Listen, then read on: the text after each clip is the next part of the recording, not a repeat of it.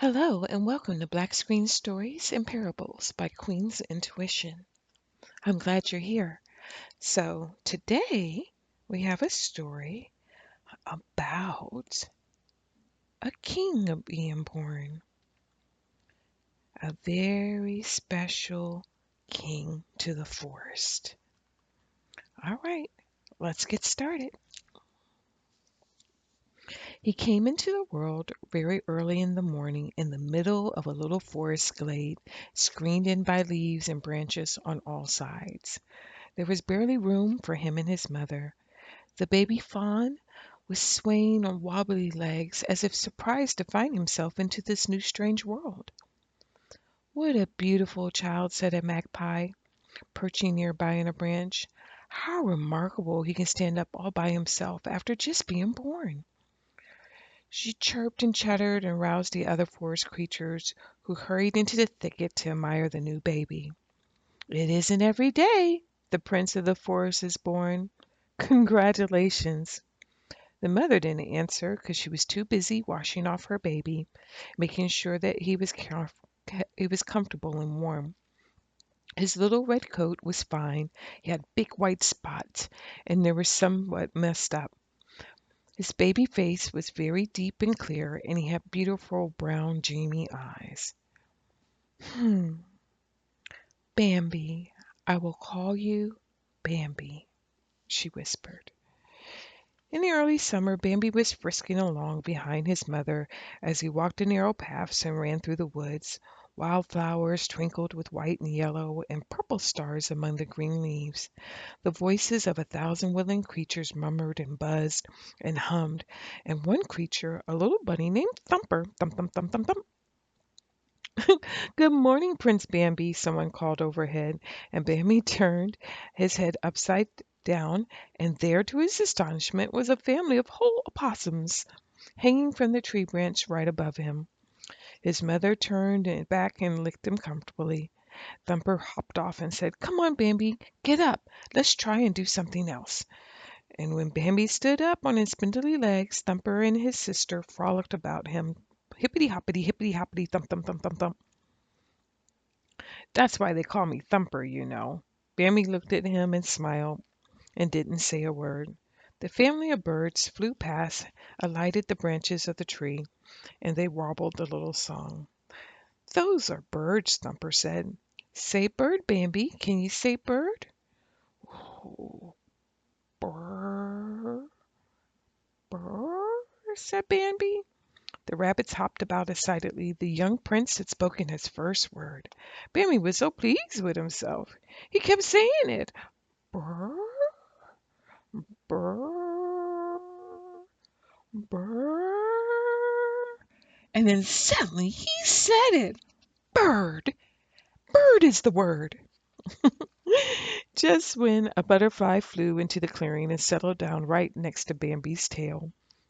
Bambi spun around and looked at it. "Bird?" he said. "No, Bambi," said Thumper. "That's a butterfly."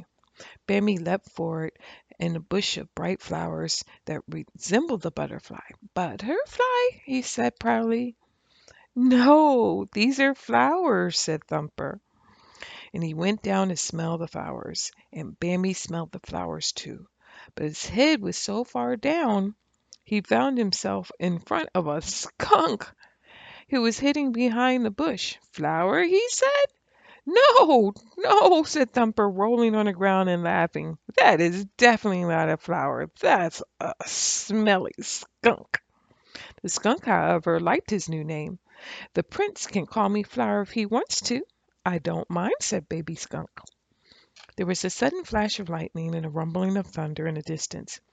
"I think we need to go home now," said Thumper. "It's going to rain." And off he ran. Bambi had no idea what rain meant, but the loud noise was scaring him, so he ran to find his mom. The both made their way back to the thicket, and they lay down to sleep. But Bambi was soon awakened by a bunch of splashing water, and the fresh earth, and an earthy smell, and a ploppy raindrop. "This is what is rain." The lightning flashed again, and the thunder boomed closer. Bambi snuggled near his mom and bent over her head, and she helped Bambi fall back to sleep. One morning, Bambi followed his mom out of the forest into a big open meadow. Ah, we must be careful in here.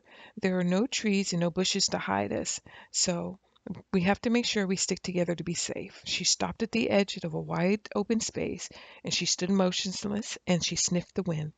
Looking in all directions, she said, "Okay, Bambi, come on, it's time to go." And there were other deer in the meadow as well, and they were nibbling on sweet clover. And there was a pond, and there was a duck and a frog. Bambi's eyes grew larger and larger as they surveyed the brand new world. He drew back and startled. A strange fawn bounded over to him. He'd never seen one before. And he was trying to be friendly, and he kept going closer and closer to Bambi. It was weird. He never seen one. And then it followed Bambi everywhere. "That's Fallen, your Aunt Enna's daughter. Run along, and you can play with her." Bambi turned slowly towards Fallen, and suddenly she gave a leap and she rushed away. In that moment, Bambi darted after her, and they ran into a broad circle and leapt in the air 3 and 4 times. Hop, hop, hop, kind of like Thumper. Bambi had never felt so happy and free. The sweet smell of the meadow and the open sky and the warm sun. He simply leapt for joy. Then something happened that was more exciting than anything else that had happened to Bambi that day.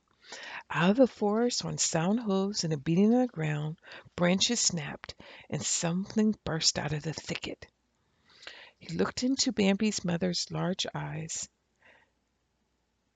and he stately and noble, his head held royally high, his antlers rising above all. Bambi was overcome by admiration and the hush that fell over the entire meadow. The stately stag passed by in silent splendor. The fawns didn't even breathe until he had disappeared into the thicket. "Who's that?" Bambi said to his mother. "Oh, that's your father," she said. "Of all the deer in the forest, he is the bravest and the wisest. That's why he's known to be the great prince of the forest." "How handsome and beautiful he is," Bambi sighed. His mother smiled down at him. "You are cunning, my son, and don't run into danger. You'll be as strong and as handsome as your father some day, and you'll have antlers just like him." Time passed away, and leaves fell from trees, and cold winds blew through the forest. One morning Bambi awoke in a little thicket next to his mother to find that the world had changed overnight. It smelled completely different. Bambi peered out, and the tree and the bushes and were covered in white stuff. What is this white stuff?" She smiled and answered, "That's snow. Winter is here." At first it was fun to play with Thumper and Phelan in the snow and other friends, but when Bambi noticed life had become so much harsher, they lived in a rich life of plenty to eat in a meadow forest. Bambi, who had known only abundance, he would have always had plenty to eat. Now it grew harder and harder to find the food that he needed. Bambi had to dig in the snow with his little hoof and find a blade of grass, and ice-crusted grass would cut his delicate legs sometimes. Bambi's mother taught him how to feed on the bark of a tree instead. She can stand on her hind legs and reach up high and rip off a piece of bark with him to share. But as winter wore on, the trees were stripped of their bark for the hungry deer, and less to eat. "Winter sure is long, isn't it?" Bambi complained. "It seems very, very long, but it won't last forever," his mother assured him. "But I'm hungry now," said Bambi. So although the meadow was dangerous except for the evening and early morning, Bambi's mother took him there in the afternoon, pounding aside the snow. "Look here, grass, new spring grass." Lowering their heads, the two deer ate hungrily. Two dark shapes alone in the middle of the great white meadow. All at once they heard magpies warning them, "Look out! Look out! Look out! Look out! Look out! Look out!" Bambi and his mother raised their heads and sniffed the air, and there was a heavy wave of scent. It was a man. There were men in the forest. At the same moment, they heard a crash of gunshot. "Run, Bambi, run! Don't you ever look back! You run right away," said his mother. "Keep on running no matter what happens. Get back to your thicket." The thunder of the man's gun was all about, and outside their thicket it was fainter and fainter, but Bambi ran and ran and ran. Outside the thicket he kept waiting and waiting for his mother, and he said, "Mother, mother, mother," but there was no answer. Bambi's eyes wandered with astonishment in the winter twilight, and the great stag appeared. His father said to him, "Your mother will not be with you any more. Now you need to be brave, and you need to learn to walk alone. Come on, my son," he added, and he turned and moved to trees. And all Bambi could do was follow his father. Time passed, and spring was back again, when all the forest animals fall in love with the owl was putting it. Ah, it has become tutupeted around here. All had grown during the winter. His friends were taller and wiser. Flower and the skunk was the first in the group. Thumper was next. They were all amongst friends. Once again the autumn winds were blowing. Bambi awoke one morning, and he sensed something was wrong. Leaving Fallon in the thicket, the young buck explored the forest, searching for the danger. At the edge of the cliff, joined by the great stag, he looked down on the valley and smelled a fearsome smell. "Man," said his father, "there is a whole lot of 'em, more than I've ever smelt before. To the hills, everyone, to the hills quickly!" Bambi went to join Fallon, but she had left for the thicket to search of him. Each called, "Bambi! Fallon!" Meanwhile, the pheasants, quails, rabbits, and birds, and every large animal was running and escaped. Shots were firing everywhere for man.